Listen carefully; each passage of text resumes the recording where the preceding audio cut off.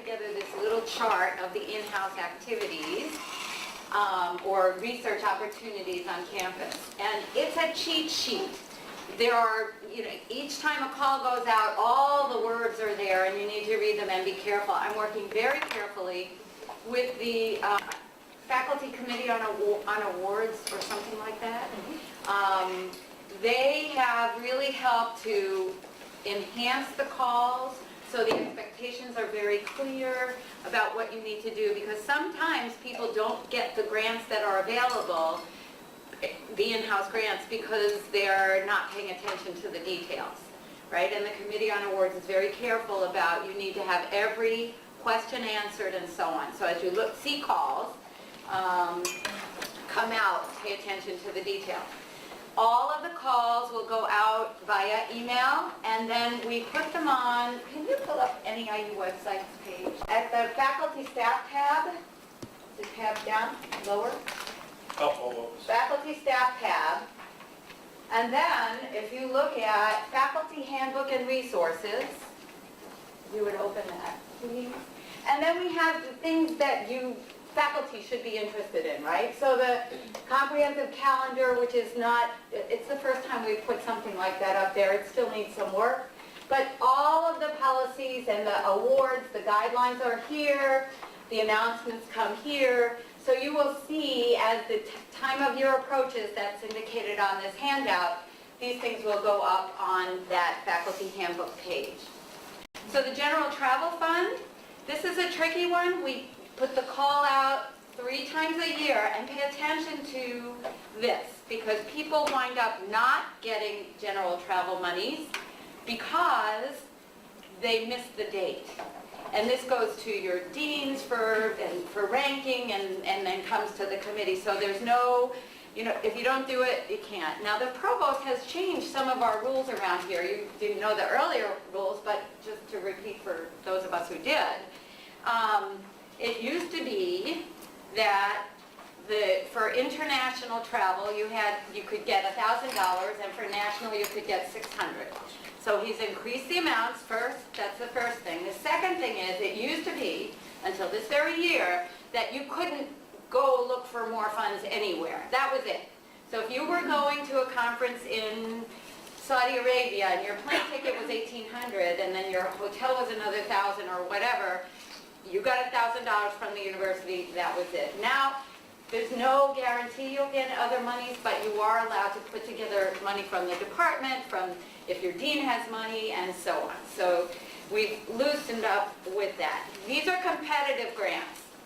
The other piece was, in order to get general travel in the past, to go internationally, you had to hand in your whole paper. That's not the case anymore. You don't have to write the whole paper a year before you're going to be reading it, because that's ridiculous. I've added the total dollar amount for the year, so that $56,000 would be divided by 3 for each of the calls. That's more or less how that works.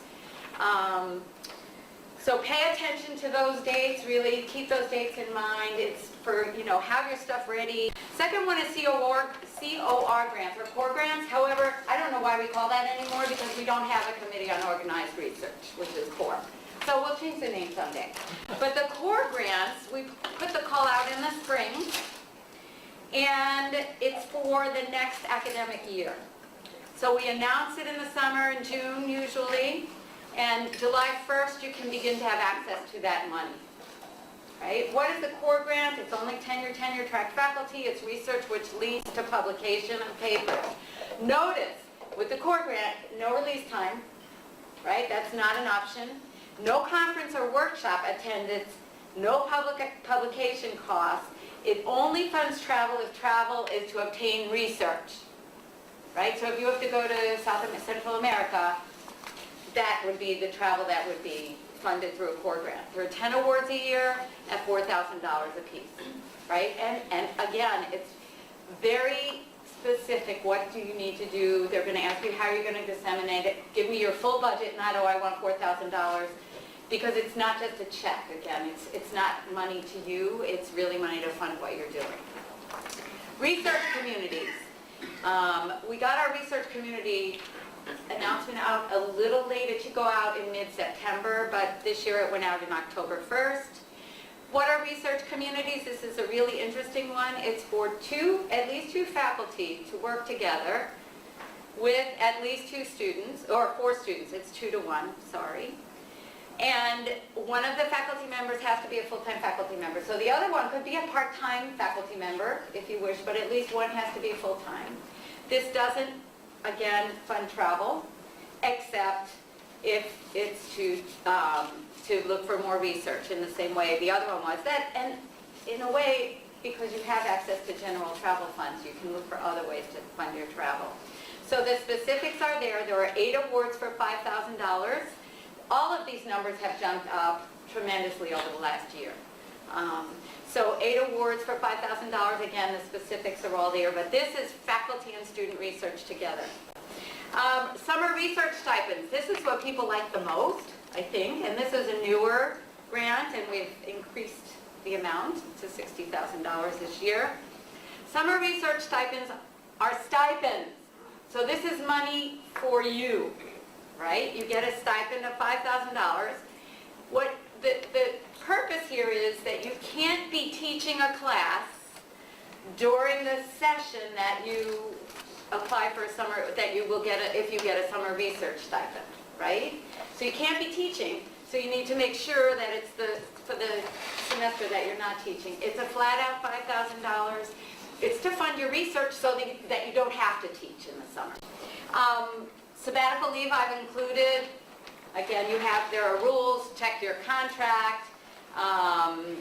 In September we put the call out, and it's for tenure track, teaching and resource professionals. You have to have completed 5 years full-time service, no matter how many years you bring in, right? It's not only about how many years you bring in, that's only about evaluation to tenure and promotion. For sabbatical, you have to have it 5 years completed. The calls that are up there are either the current ones, new, or the old ones. And you could not, a lot of the rules haven't changed except for general travel, so you could look at the old ones too and just get an idea what these are all about. Just kind of read through them to get a better idea. We're basically going to talk about, Vicki spoke about internal ways in which to get some money to support what it is we all do. I'm going to talk primarily about external resources that are available and how to proceed on attaining those, and if you already have some, and that's why that survey went out, to try to get a feel for who already has had grants and in what areas, etc. So we're going to learn about the external funding possibilities. We're going to clarify what you want the funding for. This is a really key thing. A lot of people say, oh, I want money, but you really need to know what you want the money for, right? And you've got to be able to lay that out, and I'll talk more about that. Identify some potential sources of funding, and understand the process for submitting grants through Northeastern and how best to do that. Okay, so the first thing, and I just talked about this, you've got to decide on and you've got to be able to describe exactly what it is you want to do and what you want the money for. And the clearer you can get that, the easier it's going to be to have a conversation with whoever's going to help work with you on the grant, whether it's an office here on campus, whether it's somebody that you've met, a colleague, etc.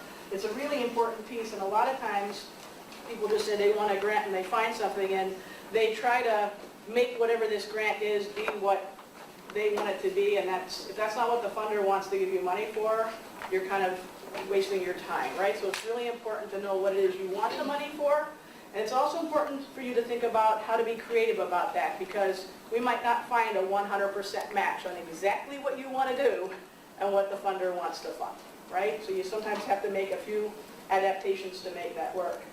How much money do you think you're going to need to accomplish whatever it is that you're planning on writing for? Whether that's your research, whether that's a collaborative project to create change somewhere, because I've heard lots of different discipline areas being talked about here. For the person in communications and arts, there's a lot of arts integrated work around core content in schools. It's very critical when you talk about kids learning. We do a lot related to the arts too, so just want to throw that out there, and it cuts across all discipline areas. So And then establish a workable time frame. You know, if the grant is due on December 6th and you just saw it right now and it's 100 pages and it has a very complicated budget, probably, maybe we'd be looking at that one for next year, right? So you've got to be thinking ahead and getting things on paper early. So far, so good? Okay. Lots of different funding sources out there. This probably is something you're all very aware of, but sometimes things get overlooked. Obviously, public or government, these are the bigger grants typically, federal, state, and local. As a university, we can write for any one of these on a regular basis. Foundation grants can be private, which are the ones you know about, like MacArthur Foundation, Chicago Community Trust, places like that. They can be corporate, like the VP Corporate Foundation, but they're still corporate, but they're coming out of the foundation side of a corporation. Family foundations, community foundations, and you know, sometimes Northeastern can't write for a foundation grant. Like I say, I'll use the trust as an example because they need you to be a community-based organization, which is 501c3 status. So if you find a grant that's like that, then we'll talk a little bit about how to do that. But we can also submit grants through our Northeastern Foundation, which allows us then to write for grants that normally an IHE, Institute of Higher Education, would not be able to write for. So don't put it to the side and say this isn't possible. We need to think through how we might want to do that. Corporate grants, there are a lot of corporations that will fund specific kinds of research in particular, and those are ones you want to be looking at if there's a match to your actual research area and that particular, especially in the healthcare fields, environmental fields, there's so many possibilities out there. And then there are individual, and actually people overlook rich people that want to write you checks.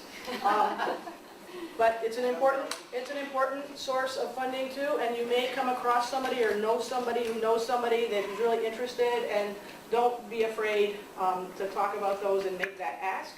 Those are really kind of important. The bottom two tend to be give you money to do something and they'll want some kind of a report at the end. The top two are performance contracts, and when you receive that grant, you need to know that you're entering into a performance contract and a legal agreement with the grantee, with the grantor. So how do we decide what funder to go after? So one thing you want to think about is there's somebody, is this particular funder funding something that's very similar to what you're looking at? So like are your interest areas aligned? Maybe you know a colleague that's getting money from somewhere and it's sort of similar, and so you kind of want to look at that. Which funders support universities like Northeastern?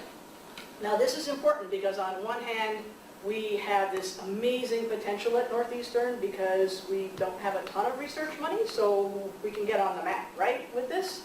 On the other hand, we're not a Research One institution, and sometimes that holds us back. So we need to think about, when we're writing, how best to match things up. So if it's only going to the top research institutions in the country, who do we know at that institution that we can partner with and write the grant with them, right? Because we could still get that money if we create the right partnership. So again, you don't want to throw it out of the window because we don't fit a specific kinds of criteria.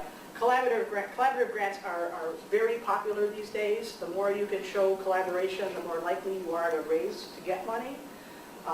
Sometimes with institutes of higher education, universities, we tend to work in silos, and there's a whole indirect cost money comes back with a grant. So sometimes when you're working, they say, well, I don't even want to partner with you because we want to get all the indirect costs, right? But you can work out agreements where indirect costs are shared based on the contractual amount, and so I would encourage people not to throw this, really to think about potential collaborations. We have a lot of grants that, the one in particular where the private and the public four-year universities in the city of Chicago are all part of the same grant, and we are able to share those indirect costs. So what kind of money is the agency putting out, in particular for the kind of program or the type of thing you're looking for too? That's sort of important, because if you want $500,000 and they only give $30,000, or the opposite, You can go to a place where you only need 30,000 to do what it is you need to do, and you might not get looked at if it's a larger scale kind of. So it's more just about match. Wanted to talk a little bit about how you might submit a proposal here at Northeastern. And so we have an Office of Research and Sponsored Projects, which you heard about earlier, and it reports to the College of Graduate Studies and Research, for which we have the dean over here, Michael Stern, and the transition facilitator, Nancy Wrinkle, who is also in the Department of Math, Department of Biology.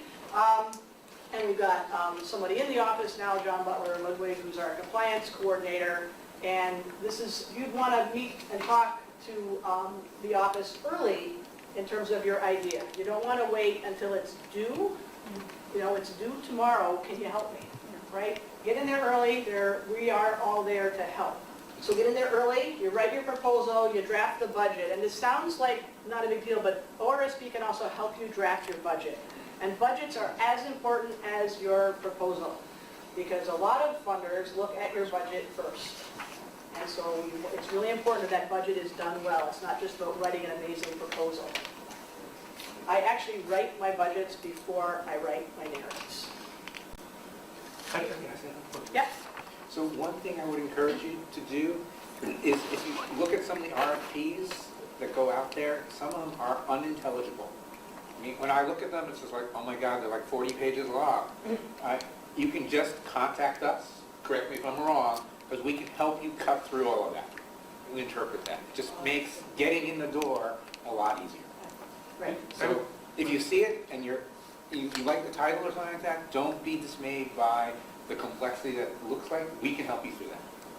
The reason you really need to think about where your proposal is going to route, all right? So it has to go through all these places. Your department chair has to sign off on it. Your dean signs off on it. It goes to the provost office. Our grant accounting office reviews the budget to make sure it follows all the guidelines. In other words, you have the correct indirect cost amount on there, et cetera. Again, ORSP can help you do all this, but and the VP for Finance and Administration also takes a look at this from a budget side. And the only signature authority in this university for sending a grant out is the president. The president designates the provost to submit that grant, and there are other people in line if he's not available, but you cannot submit it by yourself, is where I'm throwing this out. There's a process here, okay? And the grant itself is submitted through ORSP, so it's an online submission. It goes out through the Office of Research and Sponsored Projects, all right? But we're there to help, and we can get these things out for you, and we really, really want to raise more grant money here. So this is in your handout. We can do other kinds of seminars in the future about actually writing the grant and getting your ideas on paper. But these are just some, Michael talked about the RFP. It's really important that when you write, you actually write to the request for proposal. You don't make up this lovely project that you usually like to do. That's okay. I always have other people read the proposals that we write. We don't do anything as an individual. We get other people to look at it and critique it, both internally and externally. We work as a team. The best grants we write are with multiple people running them together. You bounce ideas off each other, you check each other. Looking for cohesion. If you have multiple writers, it has to come across as one voice. Make sure that your budget tells the same story as your narrative. I talked about that. People overlook the budget, and they'll talk all about these different positions or the kind of research they want to do. Like, I need 6 graduate students, and in your budget you have 2. Okay? That stuff happens all the time. They're not mathematicians. Well, people just forget. They've written it a long time ago, and then they draft their budget, and, they had to cut $2,000 out, so. And getting an external reader who's not familiar with your program helps too, like a colleague outside of your field, in terms of trying to match it up. These are all going to be put up on the website, so these are different resources. You can look yourself on what grants are available. Again, once we match your research interest, ORSP can actually help you identify funders that specifically match what you're doing. But these are some of the big ones. This is the name of the person that's in ORSP. We will have a new director shortly. Here's the ORSP is under the College of Graduate Studies and Research, and we're lucky enough to have They're both here today, so this is wonderful. In addition to the internal opportunities that Vicki spoke about in terms of grants you could get internally, another way to think about your research or think about the work is, do you want to get involved in an already existing grant that is already in place at the university? And there are a number of those all over campus that you could get involved in. We have a number of National Science Foundation grants. We have an NIH partnership with Northwestern. We have a couple of USDA grants, a number in education, et cetera. I could go through the list, but there's multiple grants. But at the center that I run, we really are looking for people that want to get engaged in the work that we do, and it crosses all discipline areas. So I invite any of you to come down. We do community gardens, environmental things. So I want to add, though, in addition to what she's saying, it's not only to participate in the action, but there's lots of data down there, tons, that you could kind of mine and produce your own research.